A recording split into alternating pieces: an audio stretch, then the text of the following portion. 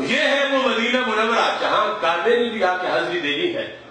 اس مقدس شہر میں دہشت گردی، یہ شر جس طرف سے بھی ہوا، خواہ وہ حوثی ہو یا داعش والے ہو یا کسی اور کے گماشتے ہو، سب سے پہلے ہمارا خطاب ہے سعودی عرب کے حکمرانوں کو. کیا تماشا ہے کہ جس کے ہاتھ میں میزان ہے وہ منافع گن رہا ہے، تولتا کچھ بھی نہیں. اس مقدس دیش کے تیل پر محل بنانے والوں، اگر تم سے حرمین شریفین کی حفاظت نہیں ہو سکتی تو پاکستان کے سنی پیشکش کر رہے ہیں حرمین ہمارے سپرد کر دو، حفاظت کر کے دکھائیں گے انشاءاللہ.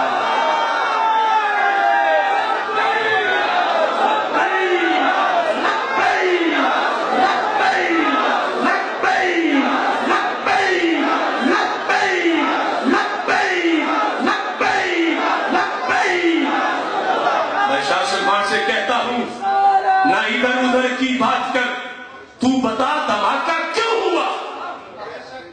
مجھے دست گردوں سے غرض نہیں، تیری رہبری کا سوال ہے. کہاں سوئے ہوئے تھے وہ لوگ جہاں ہوائیں بھی ادب سے چلتی ہیں اور فرشتے بھی احترام سے آتے ہیں؟ وہاں ایسا کیوں ہوا؟ اور آگے کے لیے اس کا خصوصی طور پہ بندوبست کیا جائے.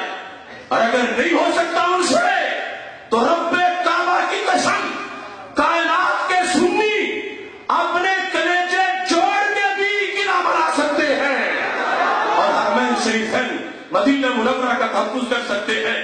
اور اگر ہمیں اجازت نہیں دے رہے تو میری یہ بھی تجویز ہے کہ پاک فوج کو اجازت دے دی جائے.